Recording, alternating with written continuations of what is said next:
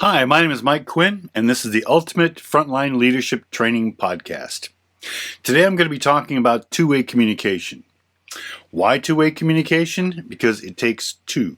Now, most managers I've observed in the last 10 years just speak. They tell people what they want them to do and expect it magically to get done the way they want it to be done. Now, there's the problem.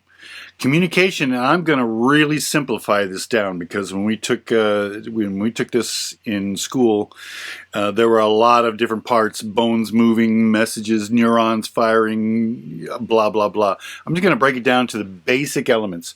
We think a thought, we speak it, it moves the air to the responder's hearing.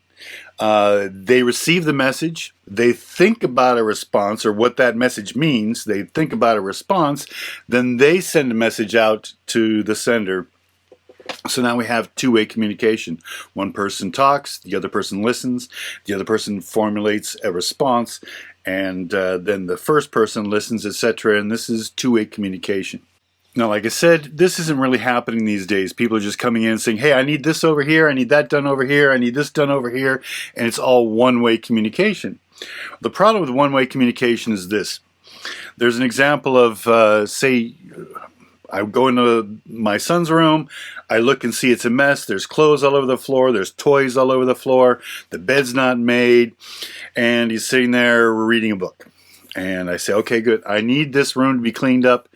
I'm going to come back in an hour, and I want this room spotless, okay? I leave. When I come back an hour later, it's still a mess. And he's still sitting there reading a book. And I say, hey, what? Didn't you listen to me when I said, I needed this room cleaned up? You didn't think I was serious? And they said, no, Dad, I picked up all the clothes off the floor. And I look, and sure enough, the clothes are gone, but the toys are still there, the bed's still not made, etc. So my idea of what I wanted differed than his idea of what he thought I wanted, because it was just one-way communication. I told him what I wanted, and I expected it to be done that way. One-way communication does not work in most cases. What we need is two-way communication. I should have said, hey, son, I need you to clean up the room. Pick up your clothes, put them away, put your toys in the toy box, make that bed.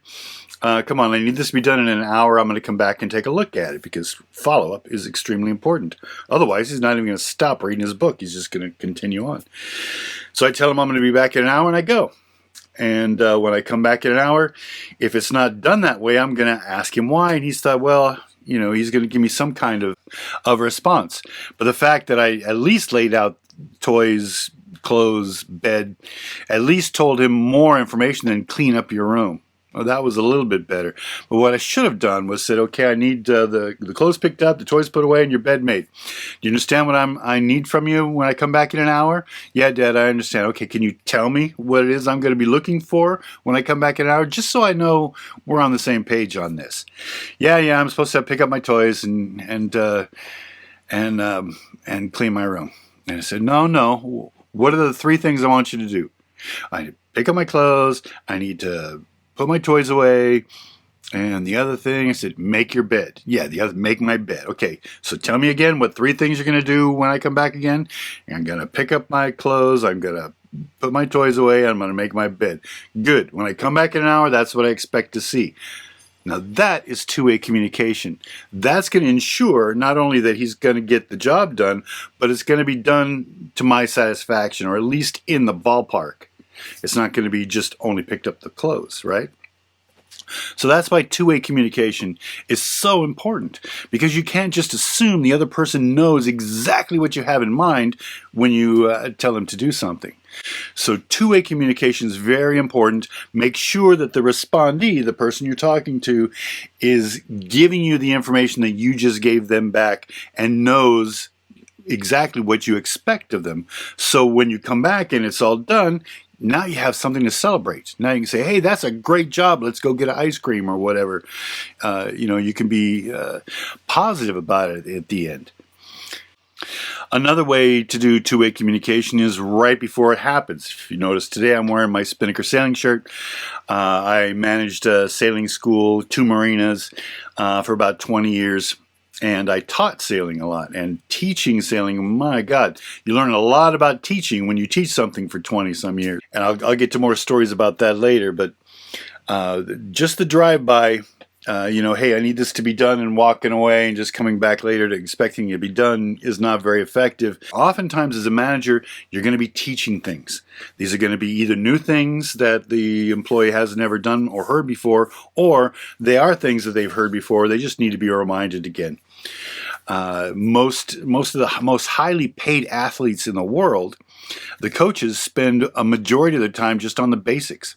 Just on the basics. Now, you would think that these, $100 million players, are going to understand the basics, right? You're going to think, oh yeah, they've got that down. Then why are the coaches drilling on the basics? Dribbling, passing, blocking, defending, all these basic things that they're focusing on. It's because the basics are really important. And no matter how many times you've told somebody before, is it not possible they can simply forget it for a moment? Slips their mind for a bit? You constantly got to keep this information in the forefront of people's minds so that they're able to get the job done. So remember, no more drive-bys. And if you are going to tell somebody to do something, and if you're just standing there watching them do it, you don't need them to tell you what you're going to be expecting in an hour from now. When I was teaching people how to sail, I would tell somebody how to do something, and I would watch them, I would observe them doing what I had just said. And as they're doing it, if they fall off track a little bit, I could encourage them and keep them on track by saying, no, the other line first and this, etc., or whatever the lesson happened to be. So that type of two-way communication was an ongoing two-way communication. They were performing the task as I was watching them and helping them with more directions. But if you're going to give somebody a direction and then leave and then come back later, you need to have the two-way communication. You need them to repeat to you what it is you expect of them, even if you told them a bunch of times before. Remember, some of those $100 million basketball and football players, you would expect them to know the basics, but the coaches are drilling them all the time on the basics. So if you find yourself frustrated that you're saying the same thing over and over and over again, you're just not getting through to people, you are getting through to people. Those highly paid, multi-million dollar players are hearing the same thing over and over again too, and it's not because their coaches think, well, these guys have forgotten it. They want to make sure that this information is constantly in the forefront of their thinking while they're executing. So make sure two-way communication is really important. If you catch yourself doing a drive-by, say, hey, can you do this over for me, please? And then take on off. Make sure you do your follow-up, and if it got done great, make sure you celebrate at the end of it as well. Even though you didn't have to put it into a notebook, it was happening right there as you were doing it. Make sure you do a celebration afterwards, all right? At least, all right, great, thank you very much, I appreciate it. Something. You need to be giving at least 5 instances of positive reinforcement for every 1 negative. And the two-way communication is a part of that as well. All right, and next I'll be talking about the importance of smiling.